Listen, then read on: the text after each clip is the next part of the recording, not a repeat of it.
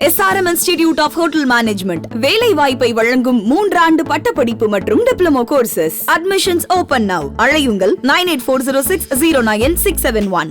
தமிழக சட்டப்பேரவையின் இன்றைய நடவடிக்கைகளில் பங்கேற்க அதிமுக உறுப்பினர்களுக்கு சபாநாயகர் அப்பாவு தடை விதித்தார்.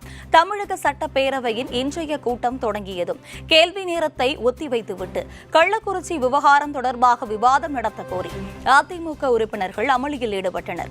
இதையடுத்து சபாநாயகர் உத்தரவை அடுத்து அதிமுக உறுப்பினர்களை அவை காவலர்கள் வெளியேற்றினர். இதன்பின் பேசிய சபாநாயகர் அப்பாவு அவை மாண்பு மதிப்பை குறைக்கும் வகையில் அதிமுக உறுப்பினர்கள் செயல்படுவதாக தெரிவித்தார்.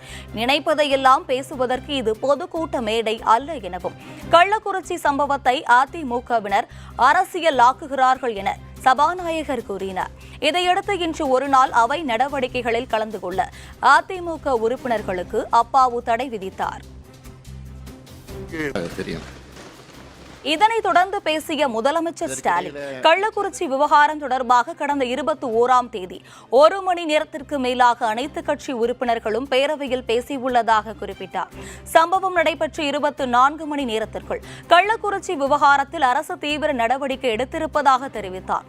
இதற்கு இடையில் நேற்று அதிமுகவினர் ஆர்ப்பாட்டம் செய்துள்ளதாகவும் அந்த ஆர்ப்பாட்டத்தில் சிபிஐ விசாரணைக்கு உத்தரவிட வேண்டும் என வலியுறுத்தி பேசி இருக்கிறார்கள் என தெரிவித்தார்.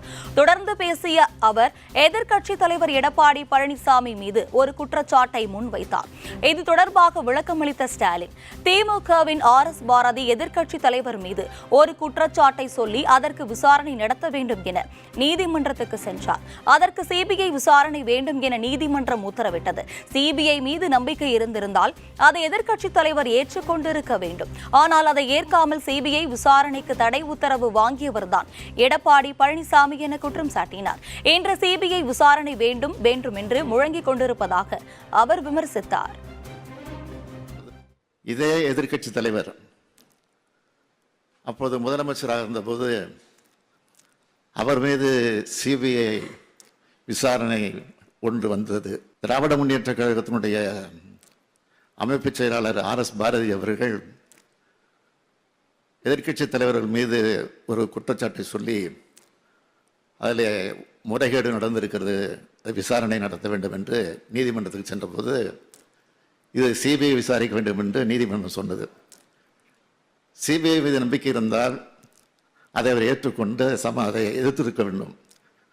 ஆனால் சிபிஐ மீது நம்பிக்கை இல்லாத காரணத்தினால்தான் அதற்கு தடை உத்தரவு வாங்கிய வீராதி வீரர் தான் இன்றைக்கு சிபிஐ வேண்டும் என்று முழங்கிக் கொண்டிருக்கிறார்கள்.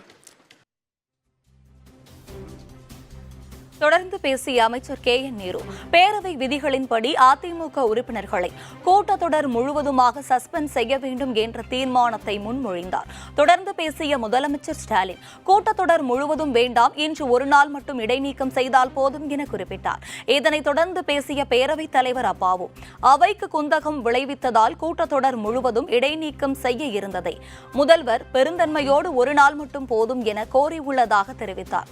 அதன் அடிப்படையில் இன்று ஒரு நாள் முழுவதும் அதிமுக உறுப்பினர்கள் அவை நடவடிக்கைகளில் பங்கேற்க கூடாது என்ற தீர்மானம் பேரவையில் குரல் வாக்கெடுப்பின் மூலம் நிறைவேற்றப்பட்டதாக கூறினார்.